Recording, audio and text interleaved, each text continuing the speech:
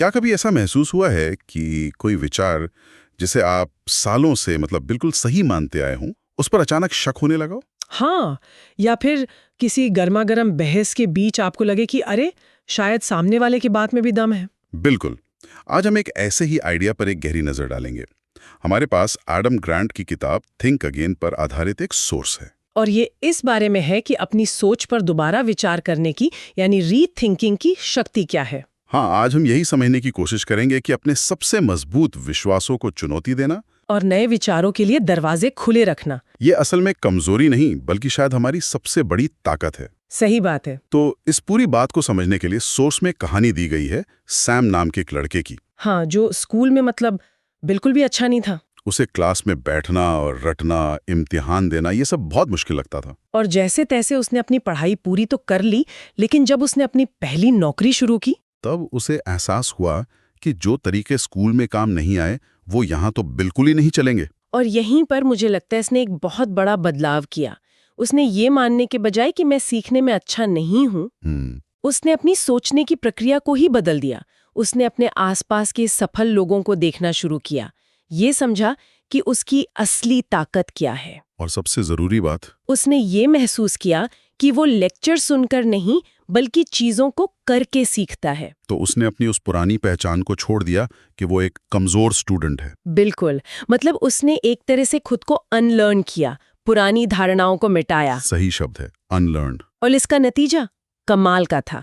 वो अपने पहले ही साल में कंपनी का बेस्ट एम्प्लॉय बना और आज एक मल्टीनेशनल कंपनी में टॉप लीडर है। वाह। तो सैम की कहानी असल में यही दिखाती है कि समय के साथ अपनी सोच को, अपनी सीख को बदलना कितना जरूरी है। मतलब ये मानना कि हम सब कुछ नहीं जानते। हाँ, और सीखने के लिए हमेशा कुछ बाकी रहता है। यही तो रीथिंकिंग की नींव है। तो ये सिर्फ एक अच्छी आदत नहीं है बल्कि एक स्किल है जिसे सीखा जा सकता है। बिल्कुल, ये एक ऐसी स्किल है जो हमें ये समझने में मदद करती है कि जो विश्वास हमने कल बनाए थे, हो सकता है आज की दुनिया में वो उतने कारगर ना रहें। और जो लोग ऐसा नहीं कर पाते, वो एक तरह के बौद्धिक पिंजरे में कैद हो जाते हैं जहां नई जानकारी अंदर ही नहीं आ पाती। ये दिलचस्प है।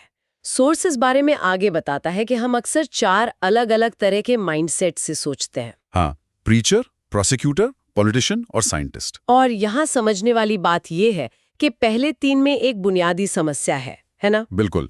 जब हम प्रीचर यानी उपदेशक मोड में होते हैं तो हम बस अपने विश्वासों का प्रचार कर रहे होते हैं। और अगर कोई उन पर सवार उठाए तो हमें लगता है कि हमारी पहचान पर हमला हो रहा है और हम बस अपनी बात को बचाने में लग जाते हैं। अच्छा, और प्रोसिक्यूटर या अभियोजक, वो तो वकील की तरह हुआ। ठीक वैसे प्रोसिक्यूटर मोड में हम ये मानकर चलते हैं कि हम सही हैं और सामने वाला गलत। हमारा पूरा ध्यान उसकी दलीलों में गलतियां निकालने पर होता है, सच खोजने पर नहीं। बिल्कुल नहीं। ये तो मुझे बिल्कुल फैमिली व्हाट्सएप ग्रुप जैसा लग रहा है। हाँ आपने एकदम सही नब्ज पकड़ी है। वहाँ हर कोई या तो प्रीचर बना हुआ है या फिर प्रोसिक्यूटर। और तीसरा मोड है पॉलिटिशियन का। ये उन दोनों से थोड़ा अलग है।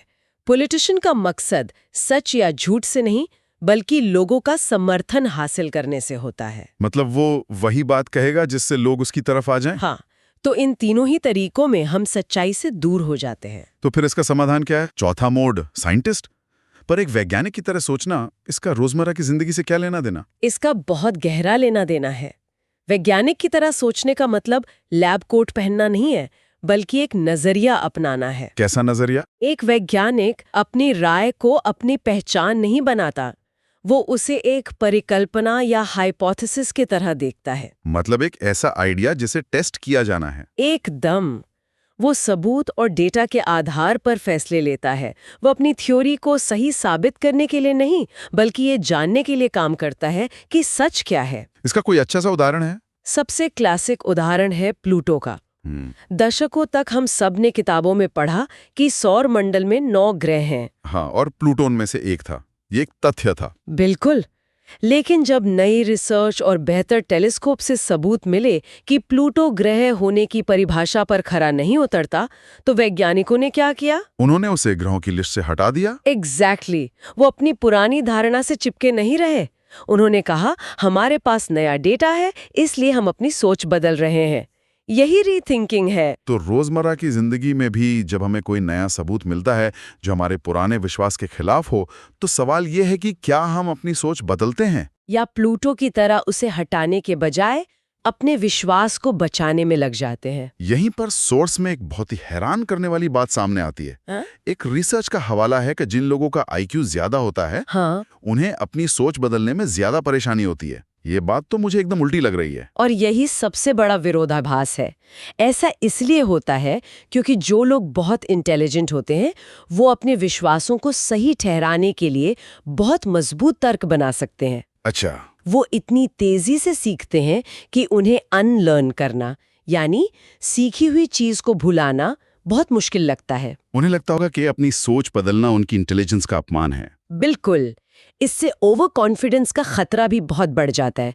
वो ये मान लेते हैं कि अगर वो किसी एक चीज में स्मार्ट है तो वो हर चीज में स्मार्ट है। क्या सोर्स में कोई ऐसा बड़ा उदाहरण है जहां बहुत इंटेलिजेंट लोगों ने इसी वजह से कोई बड़ी गड़बड़ी कर दी हो? नासा का एक बहुत ही गंभीर और डरावना उदाहरण है। बताइए। एक स्पेस वॉक के दौरान एक एस्ट्रोनॉट को अपने हेलमेट के अंदर गर्दन के पीछे थोड़ी नमी महसूस हुई। वो एक बेहद अनुभवी और इंटेलिजेंट इंसान थे। उन्होंने सोचा, अरे ये तो बस पसीना होगा, और उन्होंने इसे नजरअंदाज कर दिया। लेकिन वो पसीना नहीं था। नहीं, असल में उनके स्पेस सूट में लगे ड्रिंक पैक से पानी लीक हो रहा था, और वो लीक धीरे धीरे बढ़ता गया। ओहो। पानी उनकी आंखों, नाक और मुंह तक पहुंचने लगा। वो बोल भी नहीं पा रहे थे क्योंकि पानी उनके माइक्रोफोन में भर गया था।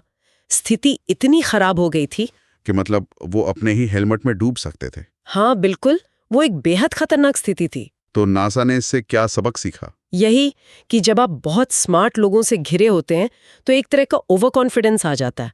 आप छोटी छोटी चीजों पर सवाल उठाना बंद कर देते हैं। तो कल्चर ऐसा होना चाहिए जहां हर कोई अपनी धारणाओं को लगातार चुनौती दे। बिल्कुल, बल्कि दूसरों के नजरिए को सुने, चाहे वो कितना भी सीनियर या स्मार्ट क्यों ना हो। ये ओवर कॉन्फिडेंस वाली बात तो बहस में भी बहुत दिखती है। हम अक्सर ये मानकर ही बहस शुरू करते हैं कि हम सही हैं और सामने वाला गलत। तो सोर्स इस बारे में क्या कहता है कि हम इस मानसिकता से कैसे बच सकते हैं? सोर्स एक बहुत खूबसूरत बात कहता है। वो कहता है कि बहस को एक लड़ाई की तरह नहीं, बल्कि एक डांस की तरह देखना चाहिए। बिल्कुल। ये एक बेहतरीन एनालॉजी है, क्योंकि डांस में आप सामने वाले पर ध्यान देते हैं, उनके स्टेप्स को समझने की कोशिश करते हैं, लड़ाई में नहीं। आपने बिल्कुल सही समझा।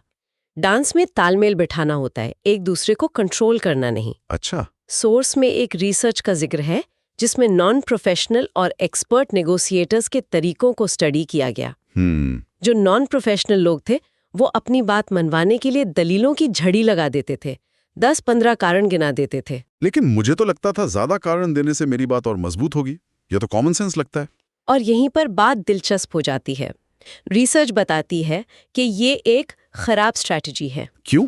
जब आप बहुत सारे कारण देते हैं तो आप अनजाने में सामने वाले को आपकी बात से असहमत होने के कई मौके दे रहे होते हैं। अच्छा, मतलब अगर उन्हें 10 में से एक भी कारण कमजोर मिल गया तो वो उसी को पकड़कर आपकी बाकी की 9 मजबूत बातों को भी खारिज कर सकते हैं। वो कहेंगे, देखो तुम्हारी ये वाली बात तो बिल्कुल गलत है, इसका मतलब बाकी भी गलत ही होंगी। तो फिर जो एक्सपर्ट नेगोशिएटर्स थे वो क्या कर रहे थे? वो इसका ठीक उल्टा कर रहे थे। वो कम लेकिन अपने सबसे मजबूत 2-3 कारण ही देते थे। और उससे भी ज्यादा वो कारण देने के बजाय सवाल पूछते थे। वो ऐसे सवाल करते थे जिससे सामने वाला खुद अपनी सोच पर दोबारा विचार करने के लिए मजबूर हो जाए। तो उनका मकसद बहस जीतना नहीं बल्कि समझना था। बिल्कुल। जब सामने वाले को लगता है कि आप उनके नजरिए को समझने में सच में दिलचस्पी ले रहे हैं तो उनका दिमाग प्रीचर या प्रोसिक्यूटिव मोड से हटकर साइंटिस्ट मोड में आने लगता है। और वो भी आपकी बातों को समझने में दिलचस्पी लेने लगते हैं। हाँ, तब बहस एक लड़ाई नहीं रहती, वो सच की खोज बन जाती है। ये तो सोचने का पूरा तरीका ही बदल देता है। अच्छा, इसी से जुड़ा एक और सवाल है।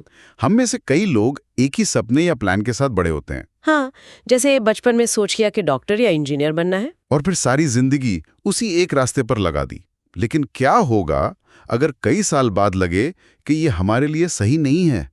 तब तो हम फंस जाते हैं। ये एक बहुत आम और तकलीफदेह समस्या है जिसे सोर्स संक कॉस्ट फैक्टर कहता है। Sunk cost factor. हाँ, लोग अक्सर एक फेल होती हुई स्ट्रैटेजी या करियर से इसलिए चिपके रहते हैं क्योंकि उन्होंने उसमें अपना काफी पैसा, समय और मेहनत लगाई होती है। हम सोचते हैं इतने सालों की मेहनत बर्बाद कैसे होने दूं? बिल्कुल। और इस चक्कर में हम उस डूबते जहाज में और ज्यादा मेहनत झोंकते रहते हैं। ये तो उस बोरिंग फिल्म जैसा है जिसे हम सिर्फ इसलिए पूरा देखते हैं क्योंकि टिकट के पैसे दिए हैं। क्या खूब उदाहरण दिया है। बिल्कुल वैसा ही है। सोर्स में बताया गया है कि कई लोग जो करियर 18 की उम्र में चुनते हैं, 26-27 की उम्र तक आते आते उसी नौकरी से बुरी तरह ऊब जाते हैं। लेकिन छोड़ नहीं पाते। उन्हें लगता है कि अब बहुत देर हो चुकी है। सही। तो इसका समाधान क्या है? क्या हमें कोई प्लान ही नहीं बनाना चाहिए? नहीं, प्लान बनाना जरूरी है, वो हमें दिशा देता है। लेकिन समाधान है कि हम अपने प्लान से अपनी पहचान न जोड़ें। मतलब? हमेशा एक प्लान बी या प्लान सी के बारे में सोचते रहें। नई चीजों को आजमाने से न डरें। अगर कोई स्ट्रैटेजी काम नहीं कर रही है तो उसे छोड़कर नई को अपनाना हार नहीं है। बिल्कुल, बल्कि वो समझदारी और ग्रोथ की निशानी है। हमें अपने लक्ष्य के प्रति समर्पित रहना चाहिए, लेकिन उस तक पहुंचने के रास्ते के बारे में लचीला होना चाहिए। मतलब अपनी पुरानी पहचान को छोड़ने के लिए तैयार रहना चाहिए, जैसे सैम ने किया था। एकदम सही। उसने मैं एक खराब स्टूडेंट हूं वाली पहचान छोड़ी, तभी वो आगे बढ़ पाया। हो सकता है जो चीज आपको सालों पहले करना पसंद थी वो आज ना हो। उस पुरानी चाहत को आज के आप पर हावी ना होने दें। हाँ, नई संभावनाओं के लिए दिमाग खुला रखना ही रीथिंकिंग का सार है। तो आज की इस पूरी बातचीत से जो बड़ी बातें मेरे मन में रह गई हैं वो ये हैं। पहली, हमें एक वैज्ञानिक की तरह सोचना चाहिए। अपनी राय को एक थ्योरी की तरह देखें। और नए सबूत मिलने पर उसे बदलने के लिए तैयार रहें। दूसरी, बहस को लड़ाई नहीं बल्कि एक डांस समझें। जीतने के बजाय समझने की कोशिश करें। कम दलीलें और ज्यादा सवाल। बिल्कुल। तीसरी, ओवर कॉन्फिडेंस से बचें, खासकर तब जब आप किसी चीज के बारे में बहुत कुछ जानते हों। और आखिर में, किसी फेल होती योजना से सिर्फ इसलिए न चिपके रहें क्योंकि आपने उसमें बहुत कुछ निवेश किया है। ये पहचानना कि कब रास्ता बदलना है अपने आप में एक जीत है। ये सभी बिंदु इस चर्चा का सार है। सोर्स इस पर ध्यान केंद्रित करता है कि हम एक व्यक्ति के तौर पर अपनी सोच कैसे बदल सकते हैं।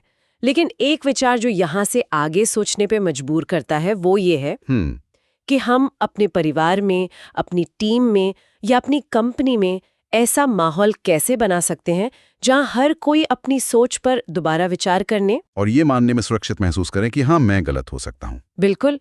कल ऐसा कौन सा एक छोटा बदलाव किया जा सकता है जिससे इस कल्चर की शुरुआत हो।